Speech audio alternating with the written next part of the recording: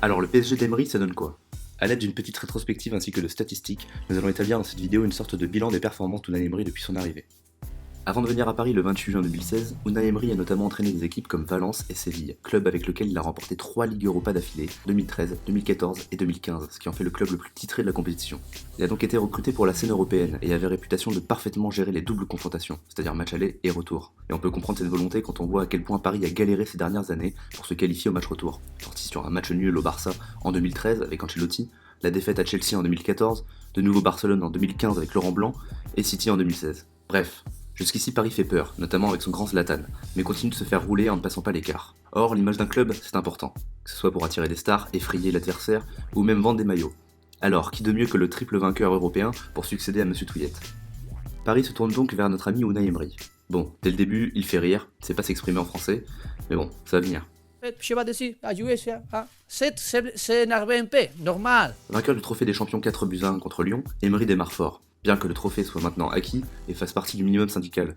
Il titularise même Ben Arfa, qui en profite pour marquer son premier but sous ses nouvelles couleurs. Mais très vite, le ton change.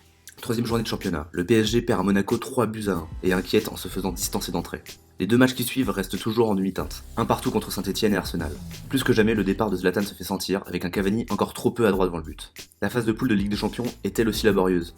Paris est poussif face à la modeste équipe de Ludogorets et ne parvient pas à battre Arsenal, le seul cadre du groupe, et finit deuxième. Premier échec pour le Basque qui ne parvient pas à redorer le blason européen de la capitale. Premier classico, un match nul 0-0 décevant au parc. Rien ne va plus pour les hommes d'Unai Emery, chamboulés 3-0 à Montpellier et 2-1 à Guingamp juste avant la trêve. Habitué à distancer ses rivaux dès les premières journées, Paris se retrouve à la lutte avec Monaco et Nice bien plus réguliers. Heureusement, l'arrivée de Draxler donne néanmoins de l'espoir afin de pallier le recrutement estival médiocre malgré la bonne pioche Thomas Meunier. Mais la suite, on la connaît. Paris passe d'un extrême à l'autre en donnant une fessée surprise aux Catalans 4-0. Le PSG est enfin un grand d'Europe et affole ses concurrents.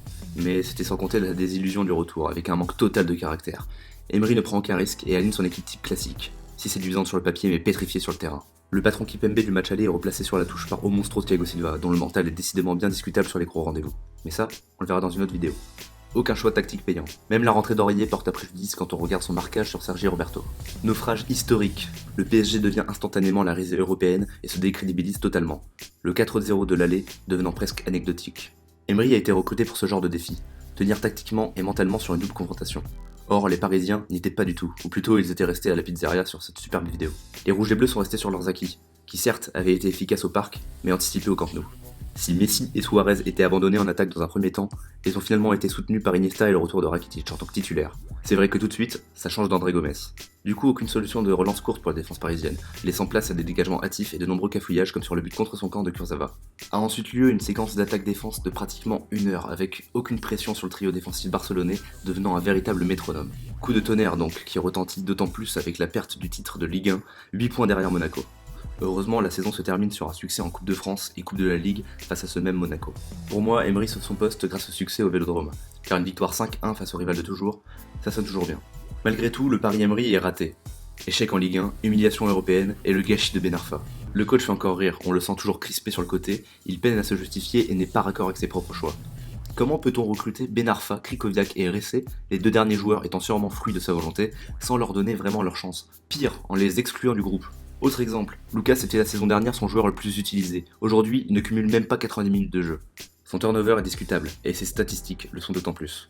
2016-2017 en Ligue 1, c'est seulement 37,5% de victoires contre les équipes du top 5, dont 0% contre Monaco et Nice. Et encore, heureusement pour les statistiques que Lyon était en reconstruction l'année passée.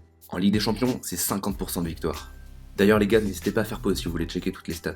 Emery n'est pas un mauvais coach, il est arrivé avec la pression de son propre palmarès européen dans une équipe convalescente d'Ibra, et a su redonner confiance au Matador qui retrouvait enfin sa position de numéro 9. Et rien que pour ça, on peut le féliciter. Mais le but était de prouver que Paris fait peur, qu'il est un grand. Résultat, le titre n'est pas conservé, et le club est obligé de s'acheter son propre bourreau pour impressionner de nouveau.